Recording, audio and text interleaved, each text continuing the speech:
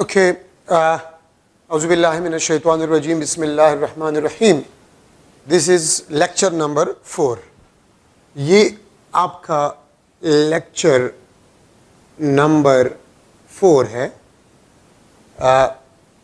कल third lecture में हमने ये डिस्कस किया था कि the relative permittivity of a medium is equal to the ratio of force when there is no medium to the force when there is a medium. ये हम कल डिस्कस कर चुके थे. रिलेटिव परमिटिविटी या डाइलेक्ट्रिक कांस्टेंट इसको हम कहते हैं. उसी पे मैंने एक एमसीक्यू बना लिया, एक model MCQ. The force between 2 point charges is 100 Newton. ठीक है, 2 पॉइंट चार्जेस के दरमियान फोर्स जो है वो 100 न्यूटन है. When there is no medium, जब कोई मीडियम ना हो. When medium put between charges force becomes 5 newton. जब आप चार्जेस के दरमियान मीडियम रख ले तो फिर फोर्स आपके पास है वो 5 न्यूटन बन जाएगा. Then dielectric constant of material will be dash. ठीक है, तो फिर डाई इलेक्ट्रिक कांस्टेंट मटेरियल का जो है वो क्या होगा. ठीक है, ए ऑप्शन आपके पास जो है 20, बी ऑप्शन आपके पास जो है 25, सी ऑप्शन आपके पास है 5, डी ऑप्शन है आपके पास 2. तो देखिए यही फार्मूला मैंने इस्तेमाल करना होगा जो ऊपर मैंने स्टार्ट में लिखा है. आप इसको देखें, जब मीडियम नहीं होता तो फोर्स 100 होता है.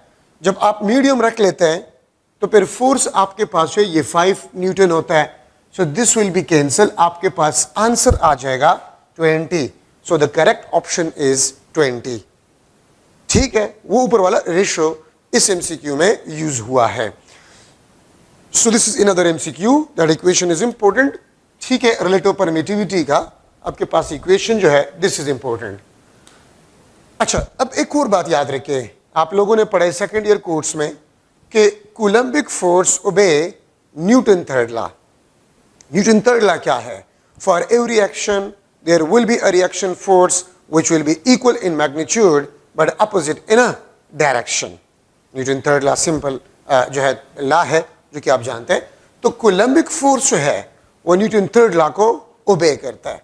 ठीक है, और आप ये देख सकते हैं 2 पॉइंट चार्जेस है Q1 और Q2 जो कि r डिस्टेंस अपार्ट है. ठीक है, Q1 Q2 पे F12 फोर्स लगा रहे. Q1 Q2 पे जो फोर्स लगा रहे वो F12 फोर्स है और Q2 Q1 पे जो फोर्स लगाता है वो F21 फोर्स है. आपके पास कौन सा फोर्स है? F21 फोर्स है. ठीक है, तो न्यूटन थर्ड लॉ ये कहते हैं कि Q1 Q2 पे जितना फोर्स लगाएगा Q2 Q1 पे भी उतना ही फोर्स लगाएगा. दोनों का मैग्नीट्यूड बराबर होगा लेकिन डायरेक्शन क्या होगा? अपोजिट होगा, जो कि न्यूटन थर्ड लॉ का स्टेटमेंट है. F12 is equal to minus F21. Q1 जो Q2 पे फोर्स लगाता है तो Q2 Q1 पे भी उतनी ही फोर्स लगाएगा. मैग्नीट्यूड बराबर होगा लेकिन डायरेक्शन आपके पास है वो अपोजिट होगा. ठीक है, अब ये आपके पास एक सिंपल एमसीक्यू है. 1 coulomb charge has 1 Newton force. ठीक है, 1 coulomb charge has 1 Newton force on 4 coulomb charge. मतलब 1 कूलम चार्ज 4 कूलम चार्ज पे 1 न्यूटन फोर्स को लगा रहा है. Where the charges are at x distance from each other. ठीक है, what will be the force by 4 coulomb on 1 coulomb charge? अगर 1 coulomb charge 1 Newton force लगा रहे 4 कूलम चार्ज पे, तो 4 कूलम चार्ज 1 कूलम चार्ज पे कितना फोर्स लगाएगा अगर उसके दरमियान डिस्टेंस को हम फिक्स या कांस्टेंट रख ले. ठीक है, तो ऊपर मैंने लिखा है कि F12 will be equal to minus F21. क्यों? क्योंकि हमने ये लिखा था कि फोर्स कूलम्बिक फोर्स जो है ये Q1 और Q2 के प्रोडक्ट के डायरेक्टली प्रोपोर्शनल होता है. Q1 Q2 के प्रोडक्ट के डायरेक्टली प्रोपोर्शनल होता है. तो 1 Q1 चार्ज Q2 पे जितना फोर्स लगाएगा तो Q2 भी Q1 पे उतना ही फोर्स लगाएगा. ठीक है, उसका मैग्नीट्यूड जो भी हो. ठीक है, तो उसी पे मैंने एक एमसीक्यू बना लिया. 1 न्यूटन फोर्स 1 कूलम 4 कूलम पे लगा रहा था तो 4 कूलम 1 कूलम चार्ज पे भी 1 न्यूटन फोर्स को लगाएगा. So this is the correct option. ये वही कूलम्स लॉ ओबे न्यूटन थर्ड लॉ, उसी से मैंने एक मॉडल एमसीक्यू बना लिया. ठीक है, तो इस किस्म के क्वेश्चंस जो है वो आपके पास आ सकते हैं. दीज आर द मॉडल एमसीक्यूज, ठीक है, इन द कूलम्स लॉ. अच्छा, अब हम आगे जा रहे हैं. कूलम्स लॉ में एक सेंटेंस लिखा गया है कि कूलम्स लॉ या कूलम्बिक फोर्स ओबे सुपरपोजिशन प्रिंसिपल. मैं इसको लिख लेता हूं. याद रखें कि कूलम्बिक फोर्स या इसको हम इलेक्ट्रोस्टैटिक फोर्स भी कहते हैं, इसको हम इलेक्ट्रोस्टैटिक फोर्स भी कहते हैं. It obey superposition principle. It obey superposition principle. ये सुपरपोजिशन प्रिंसिपल को ओबे करते हैं. अगर आप कूलम्स लॉ में देखें तो ये एक सेंटेंस लिखा गया है, ठीक है. तो सुपरपोजिशन प्रिंसिपल का मतलब आपके पास क्या है, मैं इसको एक एग्जांपल के जरिए से आप लोगों को समझा देता हूं.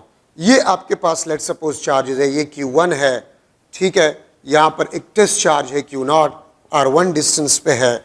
यहां पर चार्ज Q2 है, ठीक है, ये R2 डिस्टेंस पे है, ठीक है. और ये आपके पास N चार्ज है, दिस इज Qn, और ये आपके पास Rn डिस्टेंस पे है, ठीक है. ये आपके पास N चार्जेस है, this is a N charges. 10 है, 20 है, 100 है, हमने जनरली इसको लिख लिए N चार्जेस.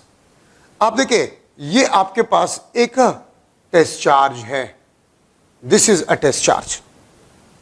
अब Q1 से Q0 तक जो डिस्टेंस है वो R1 है, Q2 से Q0 तक जो डिस्टेंस है दिस इज R2, और Qn से आपके पास Q0 तक जो डिस्टेंस है दिस इज Rn. तो हर एक पॉइंट चार्ज से, लेट सपोज ये आपके पास N चार्जेस है और ये आपके पास पॉइंट चार्जेस है, क्योंकि कूलम्स लॉ ओबे फॉर पॉइंट चार्जेस. ये पॉइंट चार्जेस के लिए ओबे होता है, ठीक है. तो अगर ये N चार्जेस है यहां पर, ठीक है, और ये आपके पास एक टेस्ट चार्ज है, तो ये N चार्जेस आपके पास इस टेस्ट चार्ज पे फोर्स लगाता है, और इसके डिस्टेंसेस R1 R2 और ये आपके पास क्या है, Rn है, ठीक है.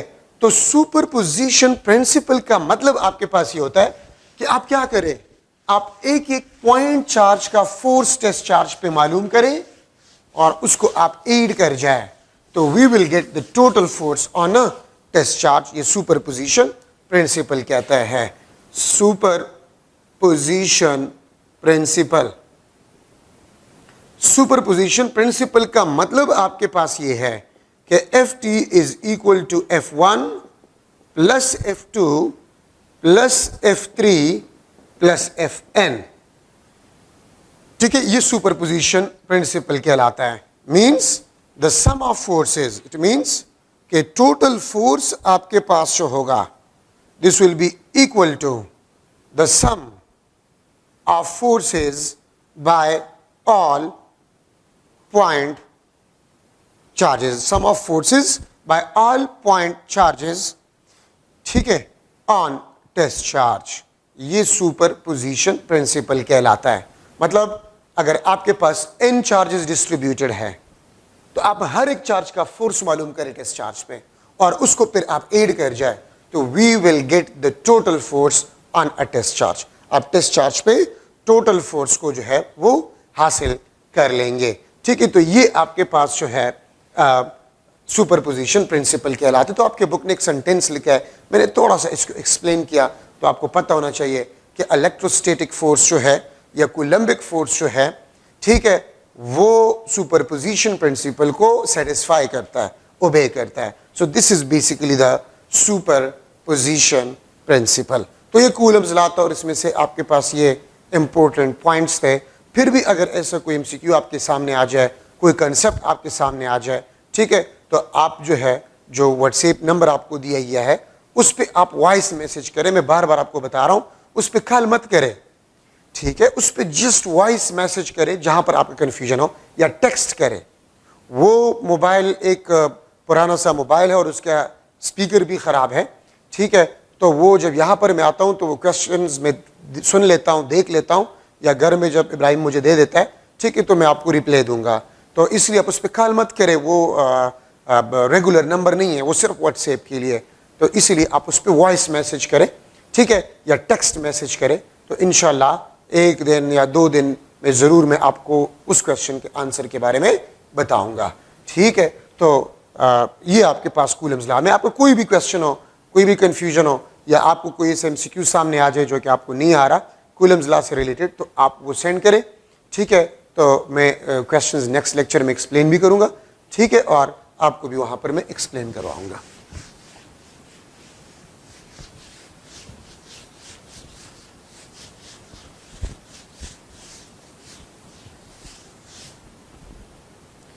अच्छा, now electric field.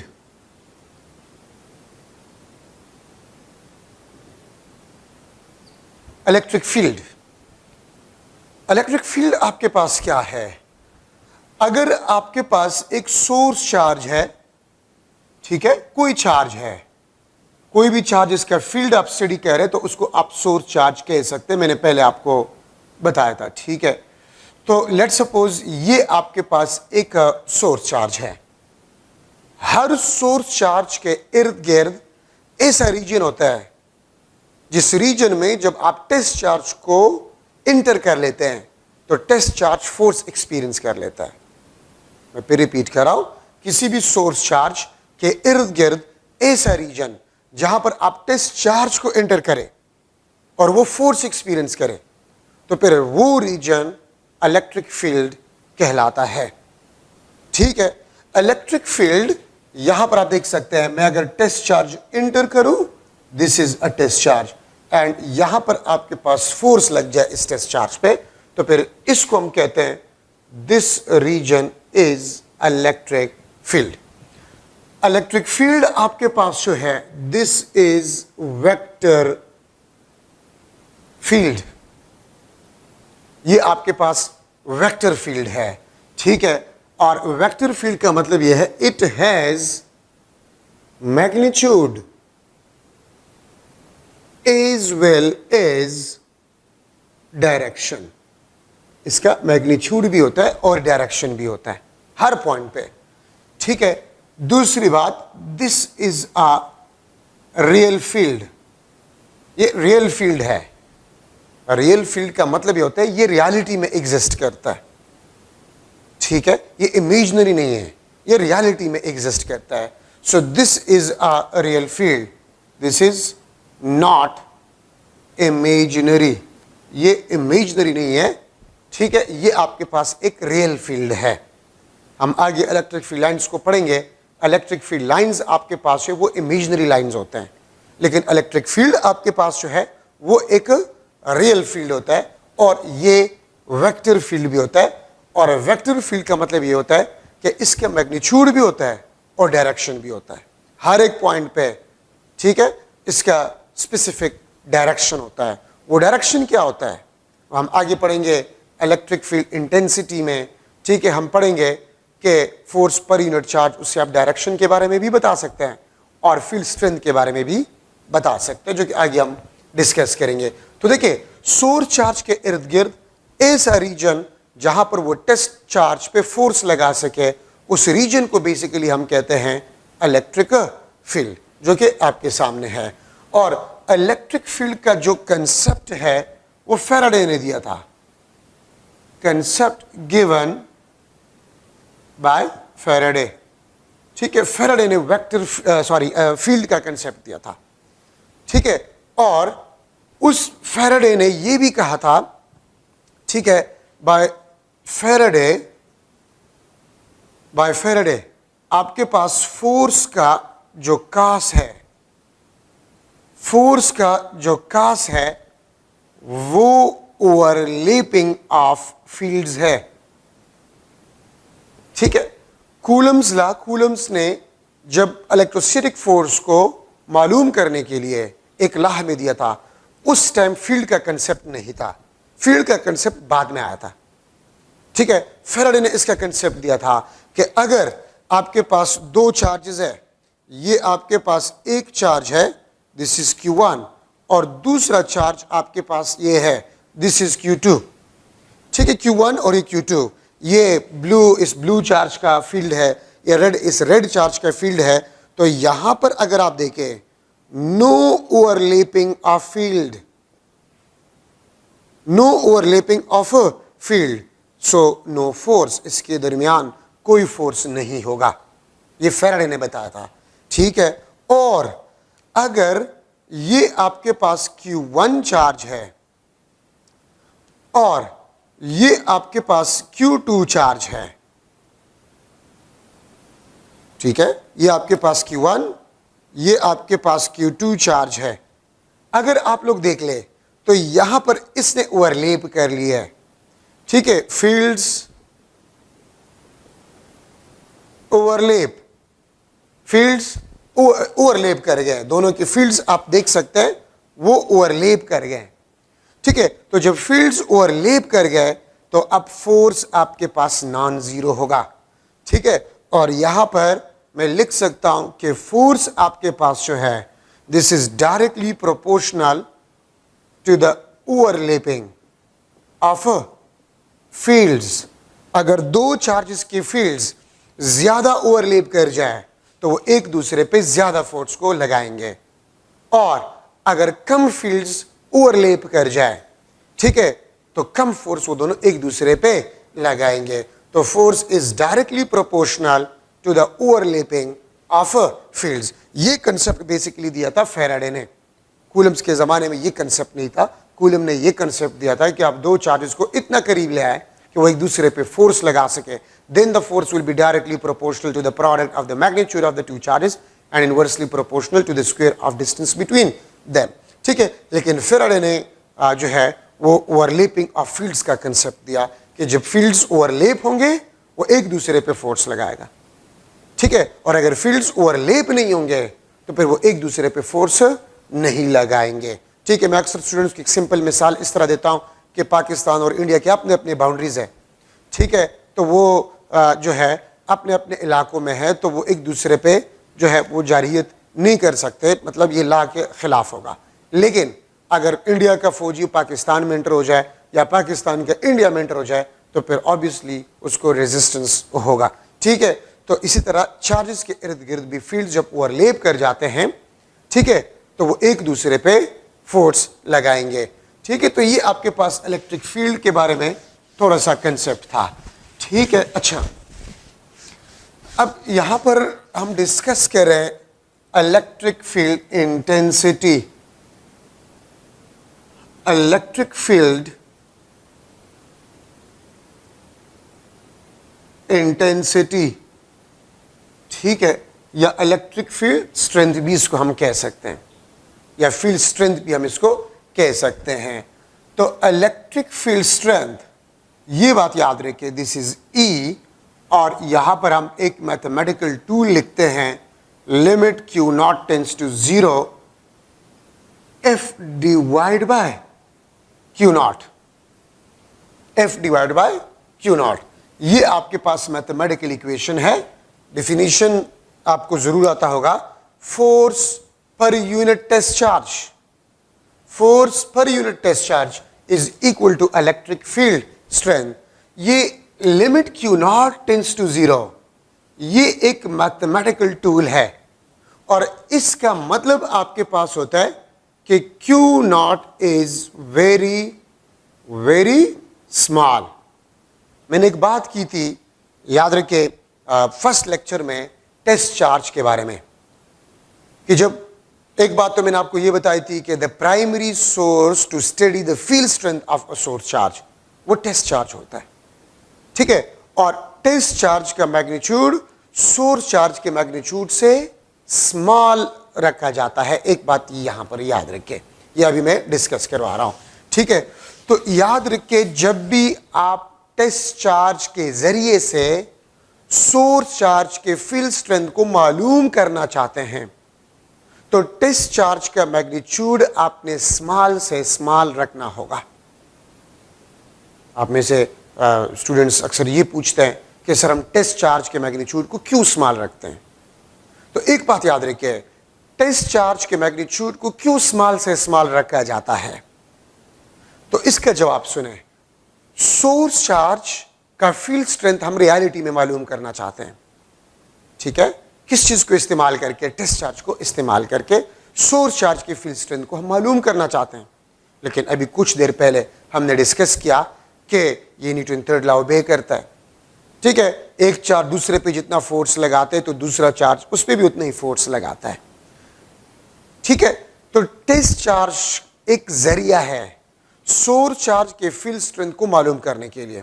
Let suppose मैं इस पॉइंट पे मैं अगर यहां पर लूं, ये आपके पास एक सोर्स चार्ज है Q, ठीक है, और इस पॉइंट पे मैं एक टेस्ट चार्ज को रख लूं, Q नॉट टेस्ट चार्ज को रख लूं, तो इस पॉइंट पे ये जो फोर्स एक्सपीरियंस करेगा, दिस इज द फोर्स। अगर मैं यहां पर टेस्ट चार्ज को रख लूं तो ये टेस्ट चार्ज इस सोर्स चार्ज की वजह से फोर्स एक्सपीरियंस करेगा। और हमने तो डिस्कस किया था F is directly proportional to the product of the magnitude of two charges. ये Q है आपके पास, ये आपके पास Q नॉट है, ठीक है। तो देखिए मैं इस Q नॉट के मैग्नीट्यूड को जितना स्मॉल से स्मॉल करूंगा तो इस पॉइंट पे टेस्ट चार्ज का कंट्रीब्यूशन कम से कम होगा। अगर आप बुक में देखें तो आपका बुक क्या लिखता है कि टेस्ट चार्ज के मैग्नीट्यूड को आप जितना स्मॉल रखते हैं तो उतना वो सोर्स चार्ज के फील्ड को कम डिस्टर्ब करता है या डिस्टॉर्ट करता है। लेकिन इसका आसान अल्फाज में जवाब यह है कि टेस्ट चार्ज को हम स्मॉल से स्मॉल रखते हैं ताकि जिस पॉइंट पे हम सोर्स चार्ज के फील्ड स्ट्रेंथ को मालूम कर रहे हैं, ठीक है, वहां पर टेस्ट चार्ज का इफेक्ट कम से कम हो जाए। क्यों? क्योंकि हम सोर्स चार्ज का फील्ड स्ट्रेंथ मालूम कर रहे हैं, टेस्ट चार्ज का नहीं। तो टेस्ट चार्ज का मैग्नीट्यूड जितना आप स्मॉल से स्मॉल करेंगे तो उसका कंट्रीब्यूशन जो है वो कम से कम होता जाएगा। तो इसलिए रियलिटी में इस पॉइंट पे जो इलेक्ट्रिक फील्ड स्ट्रेंथ होगा वो जो है वो सोर्स चार्ज की वजह से होगा। हाँ, अब आप मुझसे ये क्वेश्चन कर सकते हैं कि sir ideal test charge possible है कि जो कि 100% एक्यूरेट सोर्स चार्ज के फील्ड स्ट्रेंथ को मेजर कर सके? तो मैं आपको जवाब दूंगा no, ideal test charge possible नहीं है। क्या मतलब है आइडियल टेस्ट चार्ज का? मतलब कि क्यों पॉसिबल नहीं है? आइडियल टेस्ट चार्ज का मतलब होगा 0 कूलम चार्ज, क्योंकि उसका मैग्नीट्यूड जब हम 0 करेंगे ना तो उसका कंट्रीब्यूशन 0 होगा, जो कि पॉसिबल नहीं है, ठीक है, जो कि पॉसिबल। अब चार्ज है ही नहीं तो टेस्ट चार्ज का मैग्नीट्यूड है ही नहीं, तो फिर आप इसको किस तरह मेजर करेंगे? ठीक है, तो इसलिए यहां पर टेस्ट चार्ज का कंट्रीब्यूशन कम से कम करने के लिए टेस्ट चार्ज का मैग्नीट्यूड स्मॉल से स्मॉल रखा जाता है। ये आपके जनरल नॉलेज के लिए मैंने किया, ठीक है। तो जब रियलिटी में इलेक्ट्रिक फील्ड को एक्सप्लेन किया जाता है तो वहां पर यह बात की जाती है कि टेस्ट चार्ज का मैग्नीट्यूड स्मॉल से स्मॉल, कितना स्मॉल? अगर मैं लूं 1 कूलम चार्ज, ठीक है, और मैं एक प्रोटॉन लूं तो एक प्रोटॉन के चार्ज का मैग्नीट्यूड वो बहुत ज्यादा स्मॉल है 1 कूलम चार्ज मैग्नीट्यूड से, ठीक है। तो 1 प्रोटॉन एक टेस्ट चार्ज होगा 1 कूलम चार्ज के लिए। तो याद रखिए Q नॉट आपके पास स्मॉल से स्मॉल होना चाहिए। मैं इसको इस तरह भी लिख सकता हूं, E is equal to F divide by Q naught, ठीक है। ये आपके पास फील्ड स्ट्रेंथ है, this is the field strength of source charge, ठीक है। और ये field strength of source charge हम मेजर करें, किस चीज से मेजर करें? Force experience by a test charge, force per unit test charge experienced. क्या मतलब है इसका? देखिए फोर्स कौन एक्सपीरियंस कर रहा है? Test charge. फोर्स कौन सा चार्ज एक्सपीरियंस कर रहा है? टेस्ट चार्ज फोर्स एक्सपीरियंस कर रहा है। और वही फोर्स जो टेस्ट चार्ज एक्सपीरियंस कर रहा है वो आपको किस चीज का इंफॉर्मेशन दे रहा है? वो आपको सोर्स चार्ज की फील्ड स्ट्रेंथ का इंफॉर्मेशन दे रहा है। फोर्स टेस्ट चार्ज एक्सपीरियंस कर रहा है लेकिन इंफॉर्मेशन आपको फील्ड स्ट्रेंथ का सोर्स चार्ज के बारे में आपको बता रहा है, ठीक है। तो E is equal to F divide by Q naught, ठीक है, ये बात याद रखें। अच्छा, अब यहां पर ये फोर्स, इसका मतलब ये फील्ड स्ट्रेंथ या फील्ड, ये वेक्टर है, ठीक है। Directed along a force experienced by test charge. Experienced by test charge. ठीक है, फोर्स आपके पास field strength, this will be directed along a force experienced by test charge. और याद रखिए, for magnitude electric field strength आपके पास जो है, this is equal to F divide by Q naught. ये आपको मैग्नीट्यूड के बारे में बता रहे हैं. ये आपको मैग्नीट्यूड के बारे में बता रहे हैं.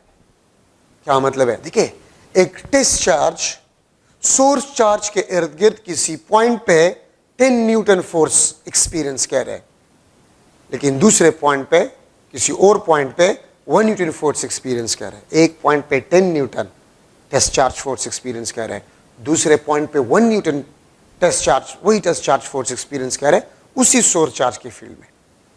तो फिर फील्ड स्ट्रेंथ कहां पर ज्यादा होगा? जहां पर वो ज्यादा फोर्स एक्सपीरियंस कर रहे हैं. 10 न्यूटन पर कूलम, जिस पॉइंट पे इलेक्ट्रिक फील्ड इंटेंसिटी है वहां पर इलेक्ट्रिक फील्ड स्ट्रेंथ ज्यादा है, और जहां पर 1 न्यूटन पर कूलम है वहां पर इलेक्ट्रिक फील्ड स्ट्रेंथ क्या है? कम है. तो इसका मतलब यह है कि force per unit test charge वो आपको इलेक्ट्रिक फील्ड स्ट्रेंथ के बारे में बताता है. ठीक है, और जो डायरेक्शन होता है फोर्स का, वो आपको इलेक्ट्रिक फील्ड के डायरेक्शन के बारे में बता रहे हैं. तो मैंने आपको पहले बता दिया कि electric field is a vector field.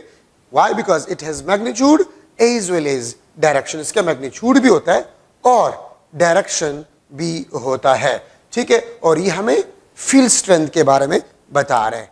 इसका यूनिट क्या है? तो यूनिट सिंपली आप यहां से मालूम कर सकते हैं. ठीक है, 1 Newton divide by 1 coulomb. So Newton पर कूलम. ठीक है, इसको मैं इस तरह भी लिख सकता हूं शॉर्टकट में, न्यूटन पर coulomb is electric field intensity. Newton पर कूलम ये आपके पास इलेक्ट्रिक फील्ड इंटेंसिटी को रिप्रेजेंट कर रहा है. ठीक है, तो इसका यूनिट है, इसका यूनिट वोल्ट पर मीटर भी है और न्यूटन पर कूलम भी है, लेकिन चूंकि वोल्ट पर मीटर तक अब हम नहीं गए, वो पोटेंशियल ग्रेडियंट टॉपिक में. ठीक है, वहां पर हम डिस्कस कर लेंगे. So this is the unit. और याद रखिए, ये इक्वेशन आपके पास जो है, E इज इक्वल टू, ये प्रीवियस पेपर में अगर आप देखें तो प्रीवियस मेडिकल ईटा के टेस्ट में अगर आप देख ले तो ये एमसीक्यू उसमें मौजूद है. This is the analog, this is the analog equation of G is equal to W divided by M. ये किस चीज को जो है मेजर कर रहे? याद रखे, ये ग्रेविटेशनल फील्ड स्ट्रेंथ और ये इलेक्ट्रिक फील्ड स्ट्रेंथ. तो एनालॉग का मतलब क्या होता है? एनालॉग का मतलब होता है सेम बिहेवियर. तो याद रखे, gravitational field strength weight per unit mass, और वेट ग्रेविटेशनल फोर्स है ना, तो gravitational force per unit mass. ठीक है, और यहां पर ये electrostatic force per unit charge है. तो ये आपको इलेक्ट्रिक फील्ड स्ट्रेंथ के बारे में बता रहे हैं और ये आपको ग्रेविटेशनल फील्ड स्ट्रेंथ के बारे में बता रहे हैं.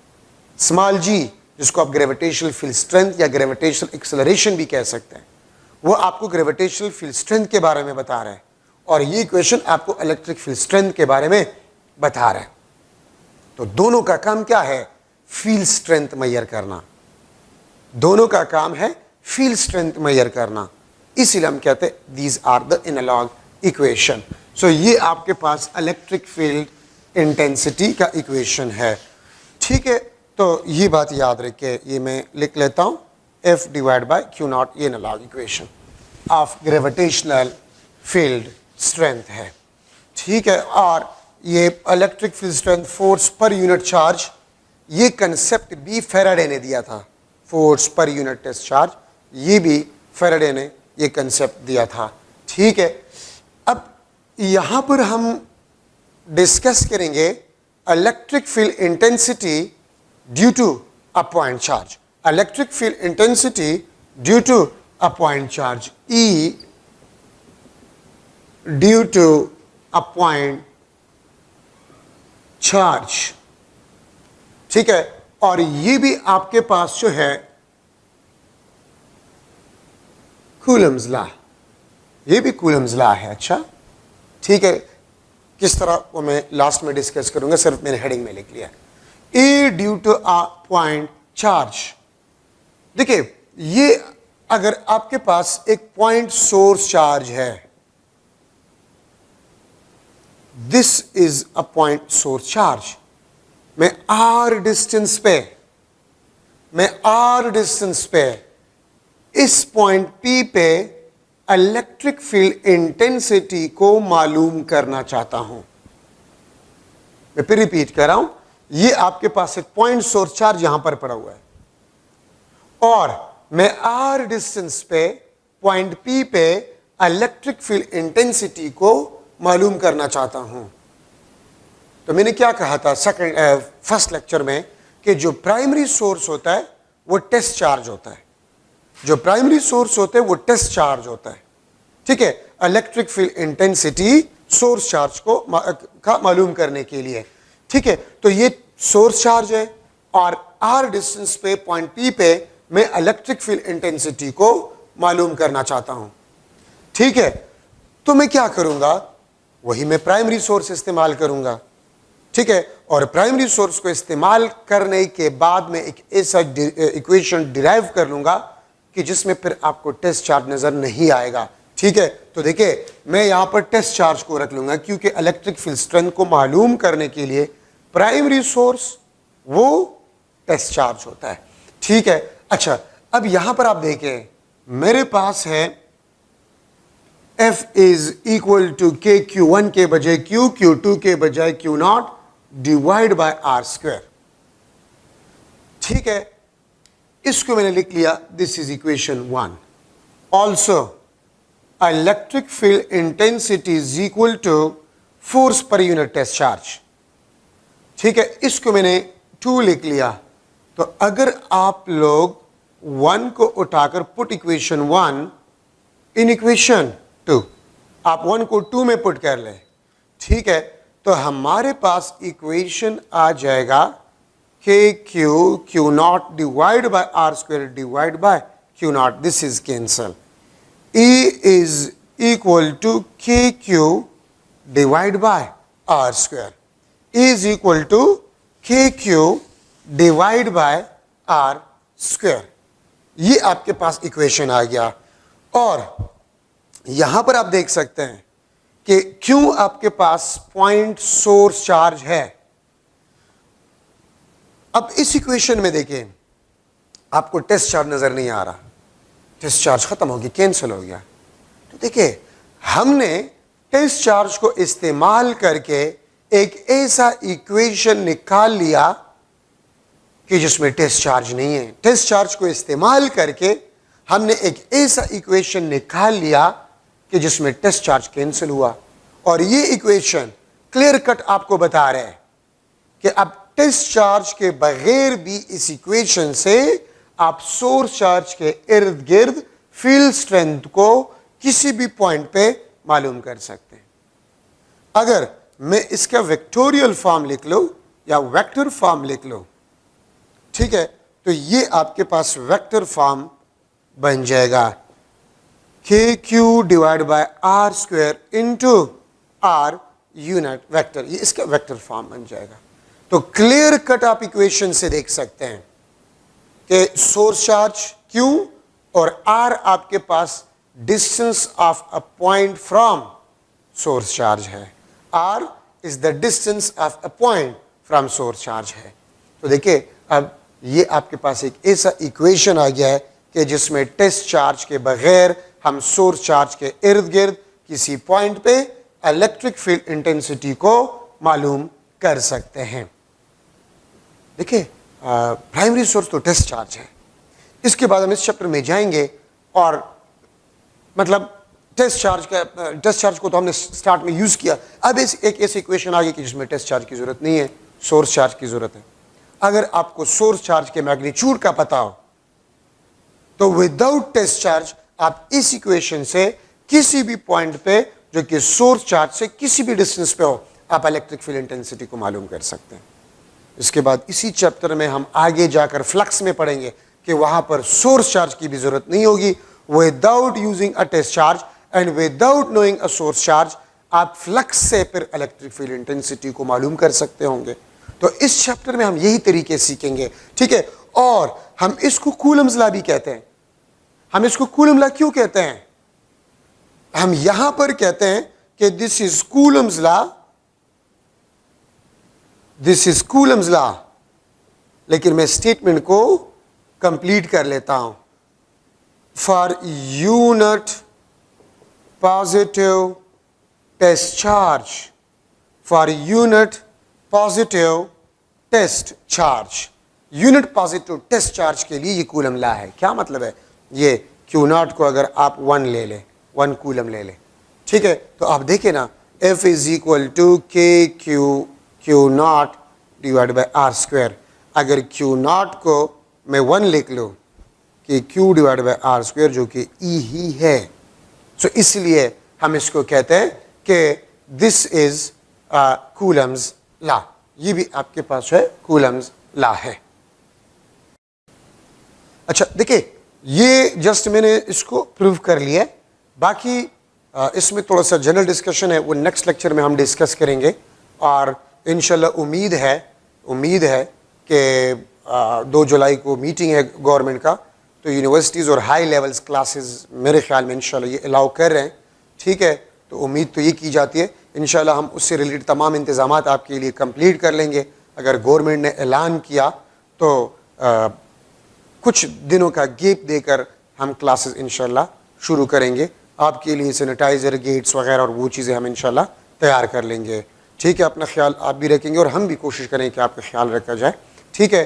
इंशाल्लाह उम्मीद है कि बहुत जल्द जो है आप हमें एकेडमी में क्लासेस में इंशाल्लाह देखेंगे और क्लासेस में बैठ कर आप इंशाल्लाह बहुत कुछ सीखेंगे।